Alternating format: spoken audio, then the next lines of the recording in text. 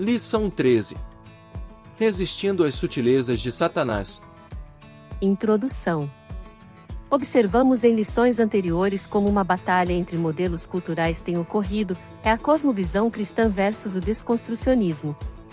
Infelizmente, em muitos círculos cristãos, existe um evangelho diluído, com pouca essência cristã e muita mistura.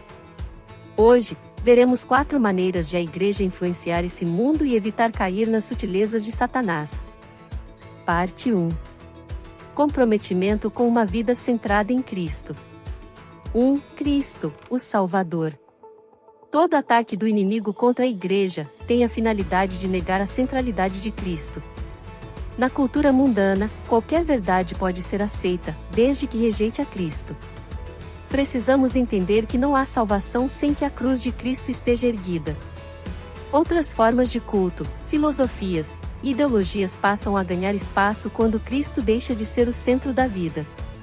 2. Cristo, o Senhor. Quem recebe a Cristo como Salvador deve andar na fé, tendo Ele como Senhor. Ser discípulo de Cristo é tê-lo como Senhor. Receber Cristo como Salvador mas não andar de acordo com seu ensino, é negar seu senhorio. Essa é a causa do fracasso na fé de muitos cristãos. A sutileza do diabo está em dizer que você pode ser salvo independentemente da forma como vive. Parte 2. Comprometimento com as Escrituras. 1. Bíblia, a revelação de Deus.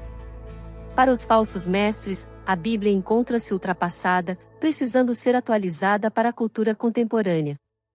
As verdades cristãs são então diluídas e misturadas em várias ideologias para se tornarem aceitáveis. Contudo, a Bíblia é a palavra de Deus. É a revelação de Deus ao homem e por isso é sempre atual. Não é a Bíblia que tem que se ajustar a nós, mas nós nos moldarmos pelas Escrituras. 2. Bíblia, regra de fé e conduta. Quando a Bíblia deixa de ser a revelação de Deus para nós, então, ela também deixa de ser a nossa regra de conduta e fé.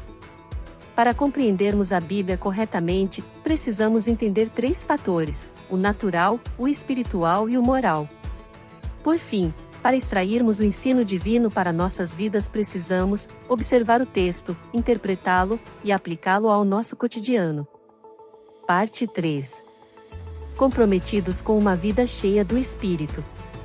O Espírito Santo no plano da redenção. É o Espírito Santo quem conduz o homem a Cristo. É impossível praticar os princípios bíblicos sem a ajuda do Espírito Santo. Somente através da lei do Espírito de vida o cristão pode vencer o pecado, pois sem o Espírito Santo é impossível vencer as sutilezas do diabo. A vida cheia do Espírito. O Espírito Santo trabalha no interior do cristão, santificando-o para Deus. Fomos purificados do pecado pelo sangue de Cristo, e temos o Espírito Santo presente em nós, a fim de vivermos uma vida santa neste mundo de impurezas. Não devemos apagar o Espírito Santo, mas buscarmos nos enchermos dele cada dia mais. Parte 4. Comprometimento com a igreja local. 1. A igreja como o corpo de Cristo. Nas Escrituras, a igreja ocupa um lugar de relevância. Ela é representada como um corpo, uma expressão de dimensão coletiva.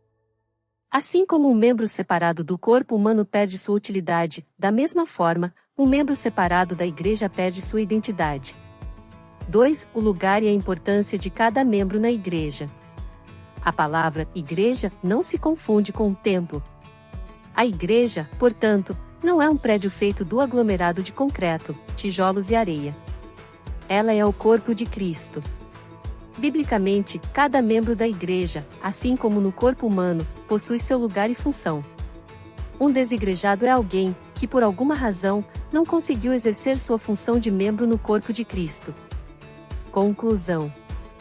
Nosso propósito nesse trimestre foi mostrar os ataques sutis de Satanás contra a igreja e destacar as estratégias para o povo de Deus permanecer firme na resistência contra o adversário. Sabemos que os dias são difíceis, mas o Espírito Santo é o guia e o auxiliador da igreja.